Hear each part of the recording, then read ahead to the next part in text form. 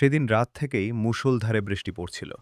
গ্রামের ঢুকে দরজা জানলা বন্ধ করে দিয়েছিল।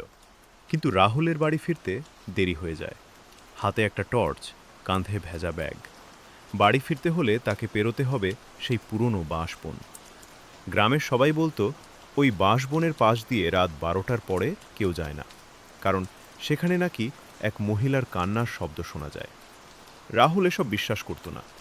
বাঁশবনের কাছে পৌঁছাতেই হঠাৎ তার টর্চটা একবার জ্বলে একবার নিভে গেল।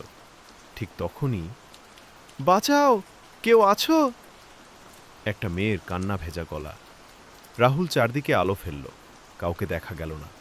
সে আবার হাঁটতে শুরু করতেই পিছন থেকে ভেসে এলো, আমাকে একবার দেখো। রাহুল ধীরে ধীরে পিছনে ঘুরল। দূরে বৃষ্টির মধ্যে সাদা শাড়ি পরা একটা মহিলা দাঁড়িয়ে, মুখটা চুলে ঢাকা, মাথা নিচু। রাহুল ভাবল হয়তো কোনো বিপদে পড়েছে। সে একটু এগোতেই মহিলাটাও ধীরে ধীরে পিছিয়ে যেতে লাগল, যেন তাকে ডেকে নিয়ে যাচ্ছে। বাঁশবনের একেবারে ভেতরে পৌঁছানোর পর হঠাৎ চারপাশ নিস্তব্ধ হয়ে গেল। বৃষ্টি পড়ছে, কিন্তু কোনো শব্দ নেই। হঠাৎ টুপ টুপ কারো পায়ের শব্দ, কিন্তু সামনে কেউ নেই। রাহুলের বুক ধড়ফড় করতে লাগল। ঠিক তখনই তার টর্চের আলো মাটিতে পড়ল। ভেজা কাদার ওপর স্পষ্ট পায়ের ছাপ, কিন্তু সব পায়ের ছাপ উল্টো। ভয়ে সে মাথা তুলে তাকাতেই দেখল সেই মহিলা আর সামনে নেই। সে দাঁড়িয়ে আছে ঠিক রাহুলের পেছনে, কানের কাছে মুখ এনে ফিসফিস করে বলল, এতদিন পরে একজন এলো।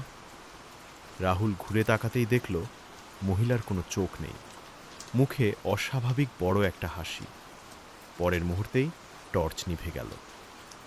গ্রামের মানুষ পরদিন সকালে বাঁশবনের ধারে শুধু রাহুলের ভেজা ব্যাগটা খুঁজে পেল।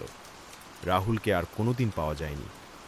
আজও যখন প্রবল বৃষ্টির রাতে কেউ ওই বাঁশবনের পাশ দিয়ে যায়, তখন ভেসে আসে এক মহিলার কান্না, আর তার সঙ্গে আর একটা পুরুষ কণ্ঠ, পিছনে তাকিও না।